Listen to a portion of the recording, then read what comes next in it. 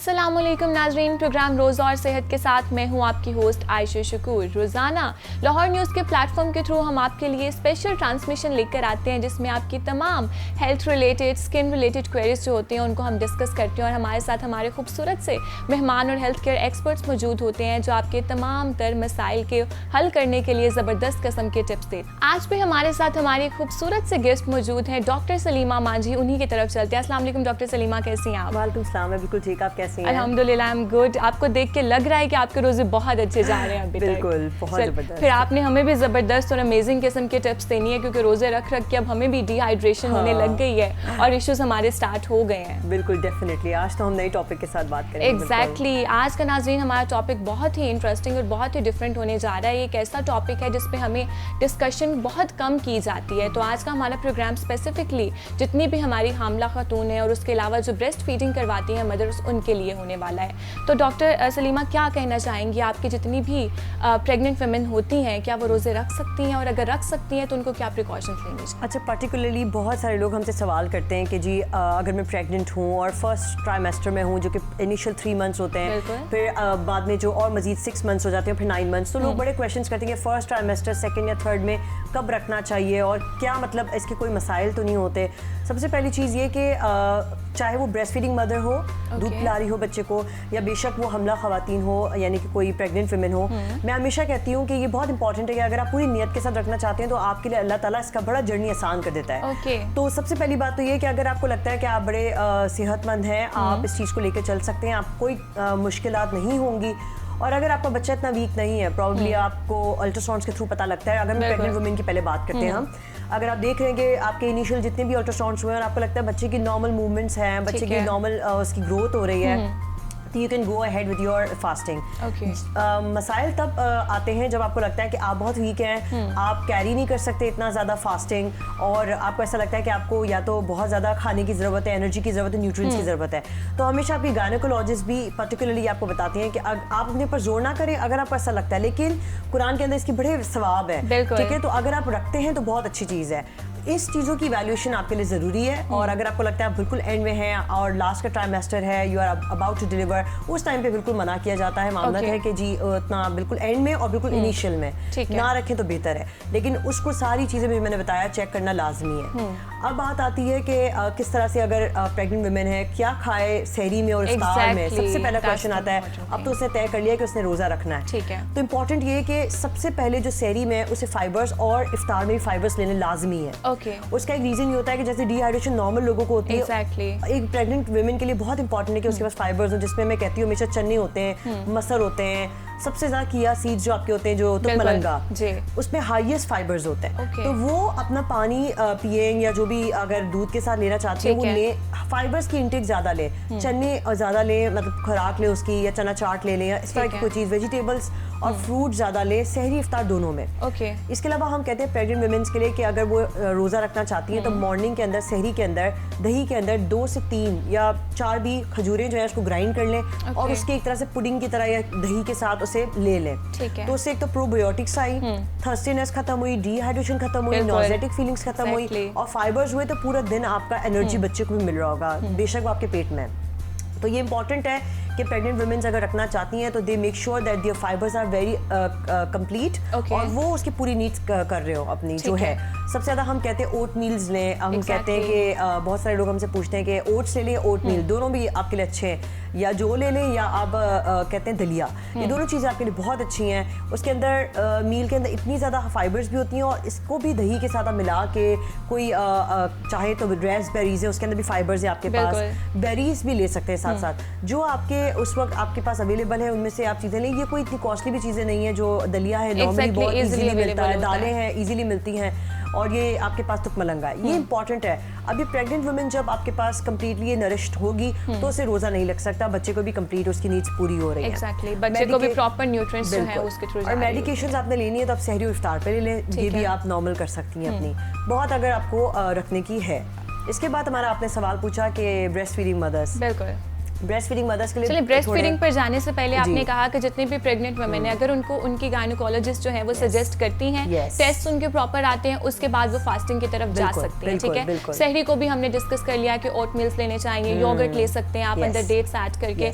इफ्तार के लिए आप क्या स्पेसिफिक फूड सजेस्ट करते हैं? मैंने जैसे साथ बताया कि इफ्तार और सहरी में ऑलमोस्ट चीजें सेम ही होंगी। इसका रीजन ये है कि उनको फाइबर्स बहुत ज्यादा चाहिए, लेकिन आप क्वांटिटी को इंक्रीज कर सकते हैं। अगर आप कहते हैं कि भाई सहरी के अंदर 2 ले सकता हूँ या जूस ले सकता हूँ या उसको दे सकता हूँ पेशेंट को पर्टिकुलरली, तो हम कहते हैं कि प्रेग्नेंट वुमेन्स के अंदर आप जूसेस भी बहुत ज्यादा दें। जस्ट फॉर एग्जांपल मैंने कल बताया था आपको कि मिंट जो मार्गरीटास होते हैं वो आपको बहुत फ्रेशनेस देते हैं, ठंडक देते हैं, और वुमेन्स को जो प्रेग्नेंट होती है उनको वैसे ही बहुत ज्यादा घबराहट हो रही होती है या उनको बॉडी टेम्परेचर बहुत ज्यादा होता है, तो उसके लिए बहुत अच्छा नॉजेटिक फीलिंग्स भी कम हो जाती है मिंट की वजह से।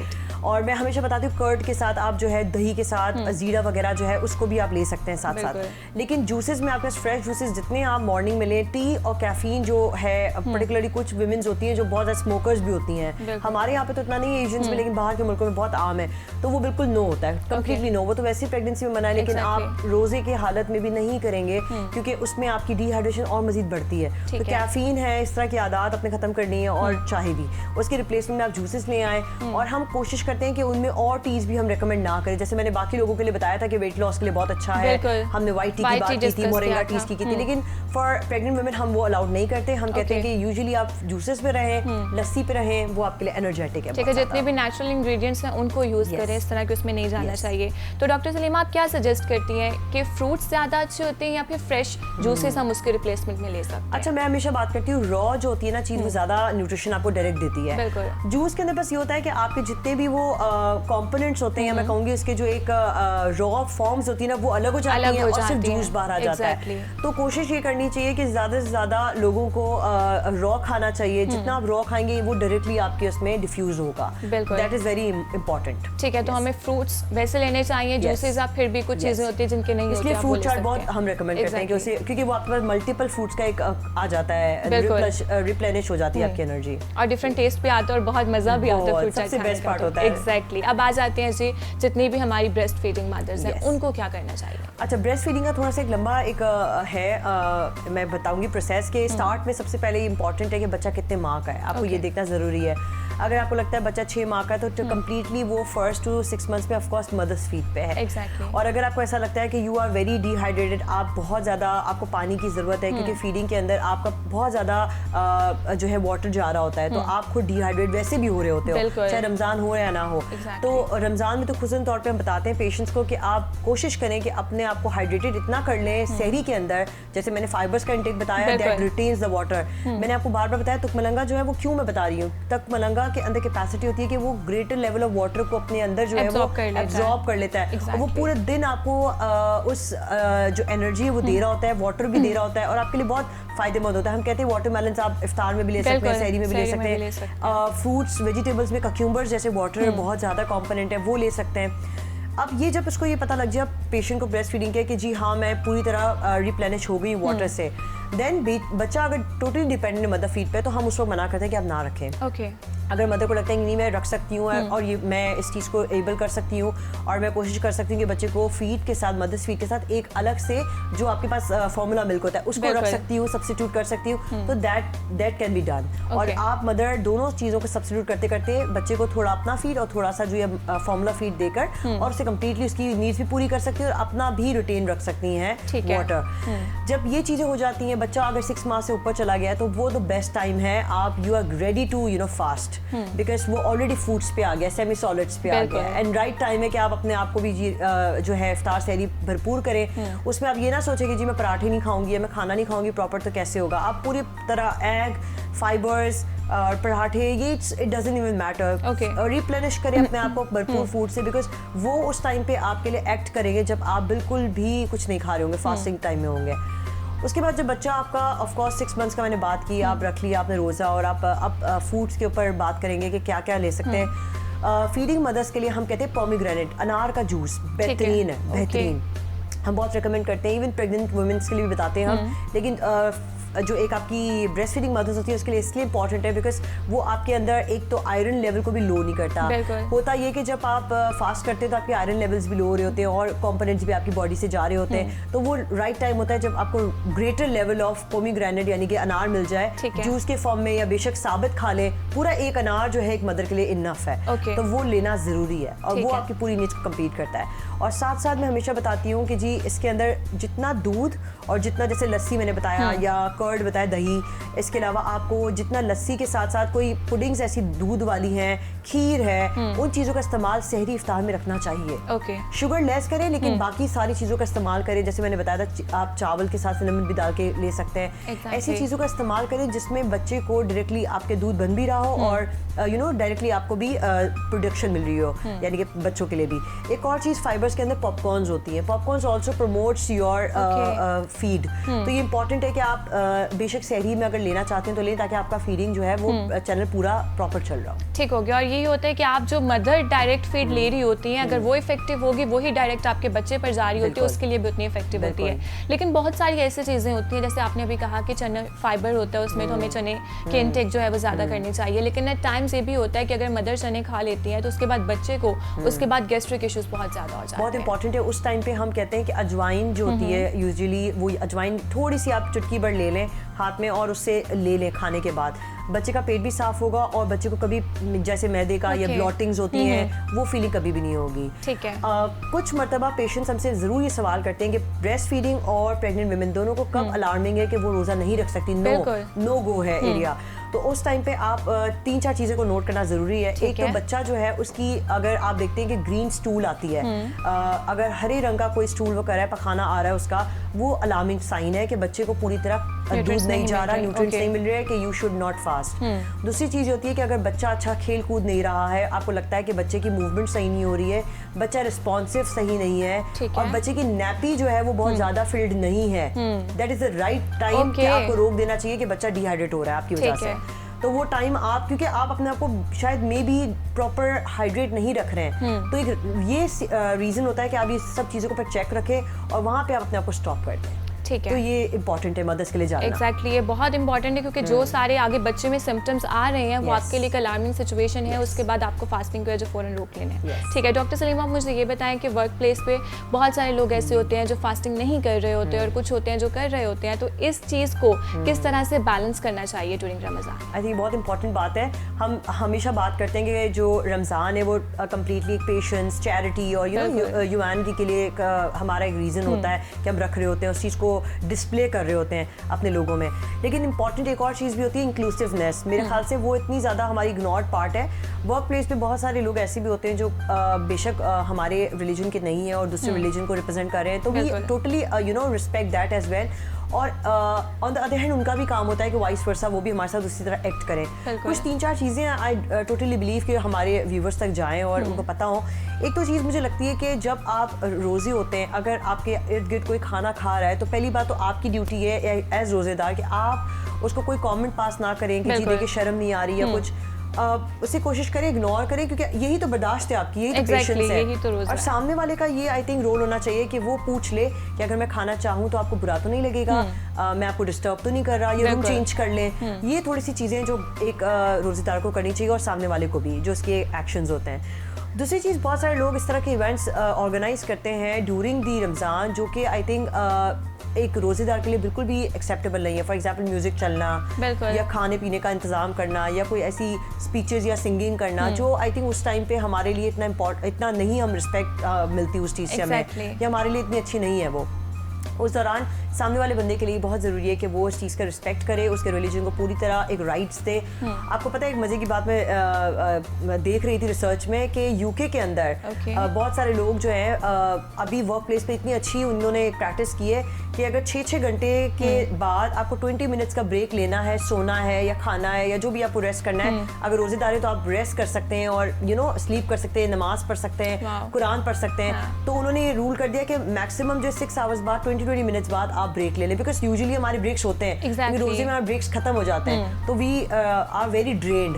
तो ये वर्क प्लेस पे बहुत इंपॉर्टेंट है कि हम किस तरह इंक्लूसिवनेस फील करा सकते हैं कि लोगों को जो रोजेदार है उनको ब्रेक्स दें ताकि वो थोड़ा रेस्ट कर लें, थोड़ी सी कुरान पढ़ लें या थोड़ा नमाज पढ़ लें या थोड़ा एक अपने आप को वेंट टाइम दे दें। तो ये इंपॉर्टेंट है कि हम इस चीज़ का भी ख्याल रखें कि वर्क प्लेस पे इंक्लूसिवनेस कितनी इंपॉर्टेंट है, जो हम इग्नोर कर जाते हैं। बिल्कुल, एंड इट्स वेरी इंपॉर्टेंट आपको स्पेसिफिकली कुछ टाइम ही एटलीस्ट, जैसे कि अभी आपने बताया यूके की रिसर्च का 15 to 20 मिनट्स सेपरेटली मिलने चाहिए, बहुत ज़रूरी होते हैं। आप उसमें हल्की से रेस्ट भी कर सकते हैं। और वर्क प्लेस पे इंपॉर्टेंट भी है कि आपका बॉस हो या इवन घर में भी अगर आप प्रेग्नेंट है या वर्किंग वुमेन है, जो भी है, अगर आपको लगता है ब्रेस्ट फीडिंग मदर है, तो मेक श्योर कि आप थोड़ा हैवी या बहुत ज़्यादा लेबोरियस वर्क में ना जाएं, चाहे वो वर्क प्लेस हो चाहे वो घर हो, क्योंकि उससे ज़्यादा आपके वीकनेस होने के भी चांसेस होते हैं। ठीक है डॉक्टर सलीमा, एक और बहुत क्वेरी हमारे पास आ रही थी कि रोजे की हालत में आप ब्लड डोनेट कर सकते हैं या नहीं, तो इसके बारे में क्या कहना चाहिए? अच्छा, यहाँ पे दो स्कूल ऑफ थॉट से जो मैं पढ़ रही थी कि बहुत इंपॉर्टेंट है लोगों तक बताना।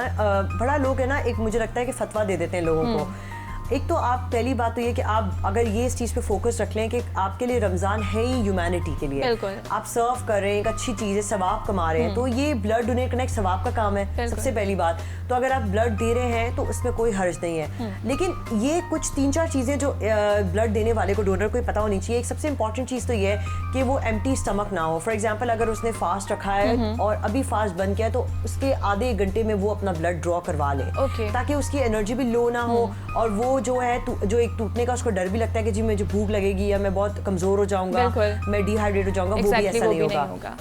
एम्प्टी स्टमक ना देने का नॉर्मल डेज में भी हम क्यों मना करते हैं? इसका रीज़न ये होता है कि आपके जो सेल्स होते हैं ना, वो एबनॉर्मली अदरवाइज काम कर रहे होते हैं। पहले उनको एक्सेप्टेबिलिटी आने दें और फिर आप ब्लड ड्रॉ जब करवाएंगे तो वो अपनी पूरी सिंक में बन जाएंगे। एम्प्टी स्टमक नहीं होना चाहिए। खाना होगा तो थोड़ा वो ब्रेक डाउन करके अपने पास डिस्ट्रीब्यूशन कर देगा। ठीक है। दूसरी चीज़ ये इंपॉर्टेंट है लोगों को जानना कि कुछ जगहों पे दूसरा स्कूल ऑफ थॉट था, वहाँ पे ये बात करते हैं कि अगर आप थोड़े मिकदार में या क्वांटिटी में ब्लड ड्रॉ करते हैं तो that doesn't even breaks your fast. तो ये भी है। तो I think in a way short अगर मैं स्टोरीज की बताऊं तो इसमें कोई टूटने का डर नहीं है। You can go ahead with that. ठीक है, it's a good practice. Okay, अगर आपने करना है तो आप सहरी के बाद कर लें, ताकि आपको ज्यादा, अगर ऑब्वियसली 14 आवर्स का गैप होता है, के बाद तो कोई मसला ही नहीं है। एग्जैक्टली, उसके बाद तो कोई फीजिबल। लेकिन इमरजेंसी केसेस में कुछ लोग होते हैं तो वो दौरान इस चीज को फॉलो कर सकते हैं कि थोड़ा सा आवर का डिस्टेंस देकर ले लें, करवा लें। एग्जैक्टली। डॉक्टर सलीमा, मुझे ये बताएं कि रोजा हम रखते हैं, 14 आवर्स का गैप आता है, ऑब्वियसली सुन्नत भी है, हमें बहुत सवाब मिलते हैं, उसके अलावा हमारी बॉडी के लिए कितना इफेक्टिव होता है और क्या बेनिफिट्स होते हैं? आपको पता है ना, यूजुअली हम कितना ज्यादा ओवर ईटिंग करते हैं, हम सब सेडेंटरी लाइफस्टाइल के अंदर है।